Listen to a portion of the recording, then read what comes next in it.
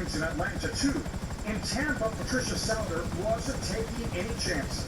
So we came 2.5 hours early for our flight.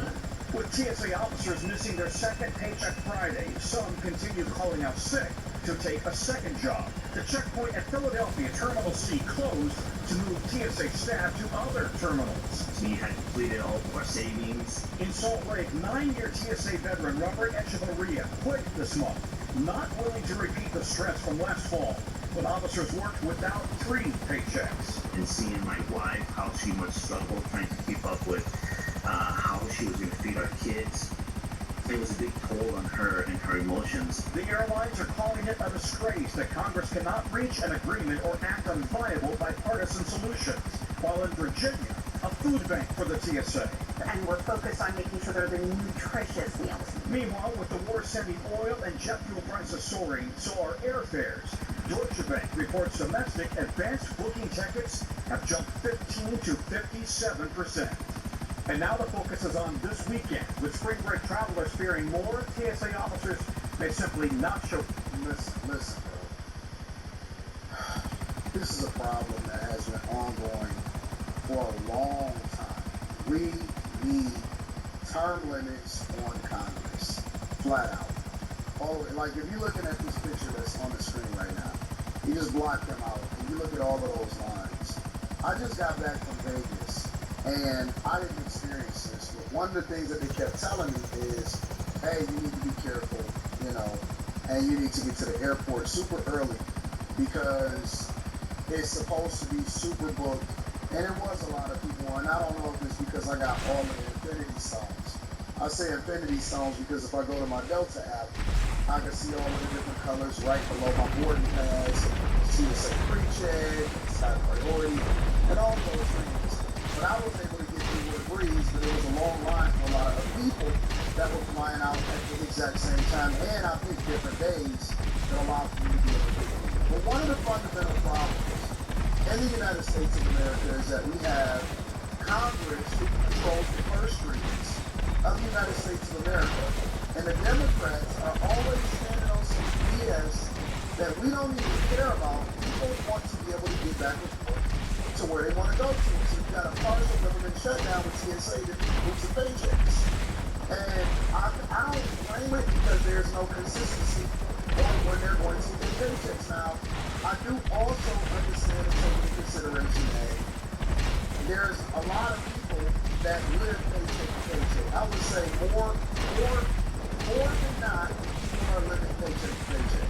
And that extends to every industry.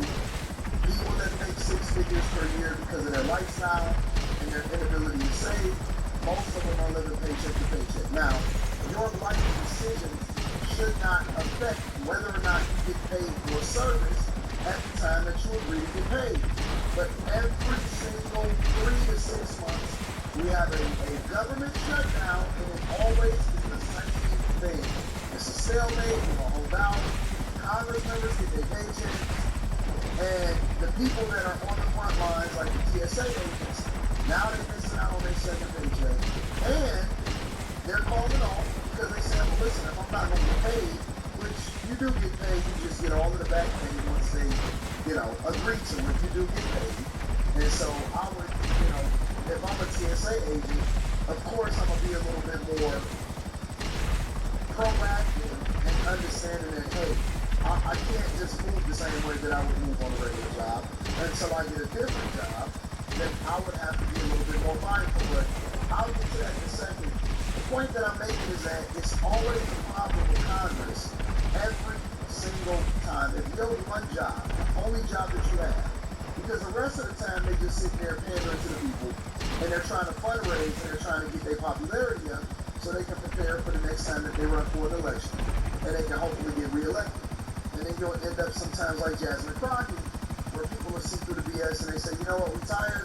We don't want to continue to elect people that's not actually introducing anything that's going to be beneficial to us, even in the primary, right? But my point is you see a group of people that are basically holding America hostage, and if your one job as a public servant, you got one job, is to control the purse strings and push through and make sure that the funding for the federal government is there, and that people that work for the federal government ultimately depend on you in order to get their paychecks. What if our military, who right now is in the middle of an operation in Iran, what if our military and our Navy don't get paid? That is the biggest investment that we have inside the United States of America, and they protect our civil. The rest of the world respects us, and that's why we have the military might that we need. If you don't fund the federal government, anybody else in the world, in any other job would be fired. And not only are they not fired, but they also continue getting their paychecks while TSA agents are missing paychecks because you don't want to do your job in making sure that you work across the aisle on a bipartisan agreement or to do what you got to do and to throw away the little stupid fights that y'all have, fighting over immigration and all of this other dumb stuff. Most of the time, the stuff that they standing on is just regular, basic civil liberties that we already supposed to be upholding in the first place. So stupid, bro. Now, you got TSA agents missing paychecks, and they cut, and it's affecting what we're doing at our airlines. At airports nationwide this morning and tomorrow. Peter Moore, Tom Casella, we appreciate it. Thank you, Tom. Millions of spring break travelers are already back in airports. All while funding for the Department of Homeland Security is halted, and 60,000 TSA workers are receiving their first $0 paycheck. I have 3 kids, a wife, who depend on me to go to work, and they depend on me to feed them, to take care of them. It's a growing crisis. Denver Airport now asking travelers to donate food and gas cards. Food pantries opening up from JFK. And then Brad get more fucking mileage and get about the fucking people. If I can't come to work, then I can guarantee there's a lot of other people that are not going to be able to make it. Since the shutdown, more than 300 TSA workers have quit. Call-outs have more than doubled. This after chaotic scenes and long lines like these in Houston, New Orleans, and Atlanta. And this morning, the TSA exclusively sharing this video with GMA, now being played in airports nationwide, warning passengers about longer than average wait times and staffing shortages due to the shutdown. This comes as the TSA acting deputy administrator tells us they've seen a rise in attacks on officers. We've seen increases in assaults. Our TSA officers, which is always completely unacceptable. So we just ask our passengers to please be respectful, thank them, because they're doing an incredibly difficult job under incredibly difficult circumstances. Despite the shutdown, airlines trying to keep up with demand are adding flights. United Airlines expects this to be the busiest spring break season ever. Some guidance for those traveling in the coming weeks. To save time, avoid checking the bag. Do your best to carry on. Arrive early, 3 hours before domestic flight. 3 hours. Guys. Yeah, that's what we say, Brett. You're patient. All right, Victor, thank you. 3 and 4 hours before you can actually catch a flight. That's the whole premise behind why you catching a flight in the first place, ain't it? You catching a flight so that you can actually save time. And the amount of time that it would take you to drive to whatever your respective destination is.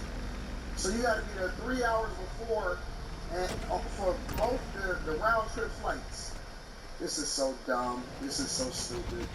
For me, also, I would never depend on just one paycheck at this point in my life. After I got laid off or I got fired, let's just say fired in 2008, and I was suffering from that, I said I'm never going to put all of my eggs in one basket and one pot, and that way I never had to depend on any one income for me to survive. So if any one of them, right, because you would have to have, I say minimum 3 forms of income. If you are a man, you want to work towards developing and getting that 3 forms of income. They don't always have to be equal, they don't always have to be the same.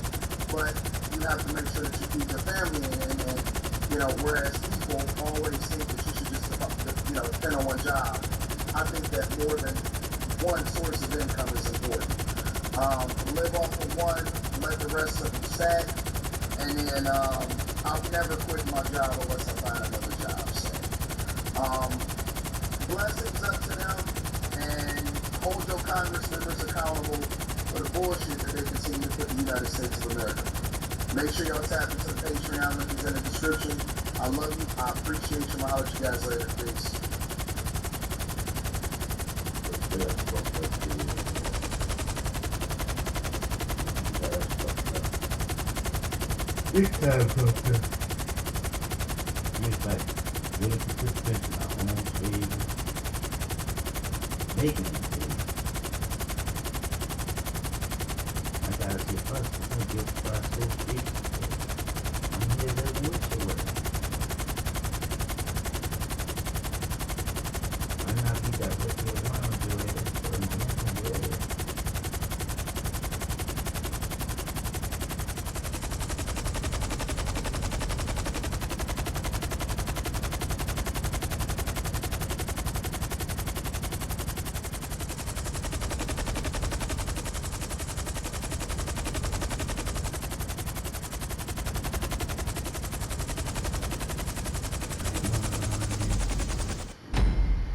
Man. 777.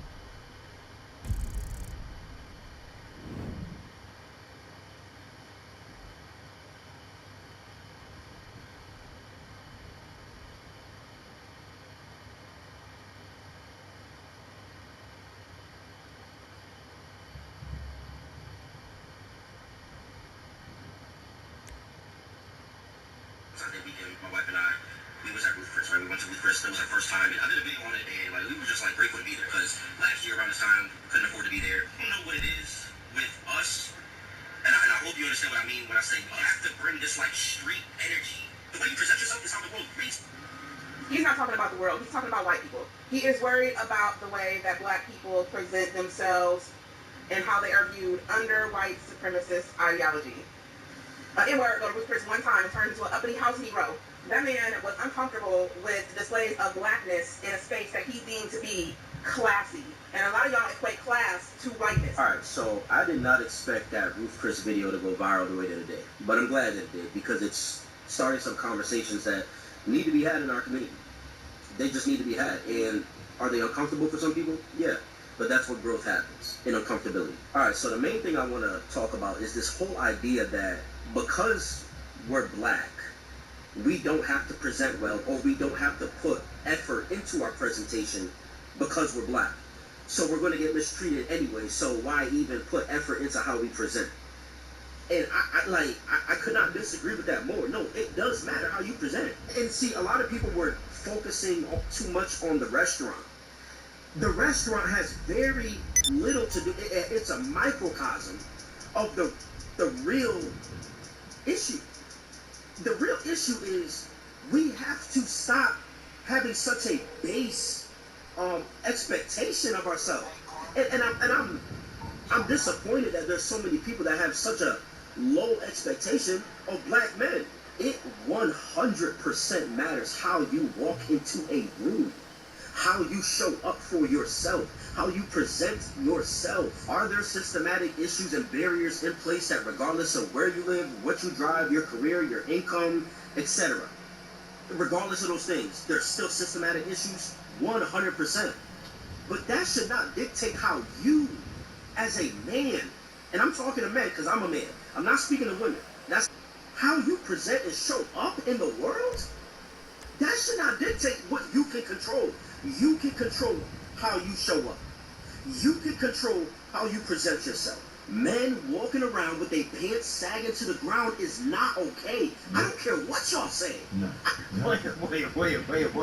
So we gotta talk about this video that is going super duper viral. Featuring this man who happens to be black, and he had the opportunity to dine out at Ruth Chris, right? He went to Ruth Chris, he, has been working hard, right? He decided to treat himself to what he believes to be a fancy dinner, right? A nice place. And he found out that Ruth Chris has been taken over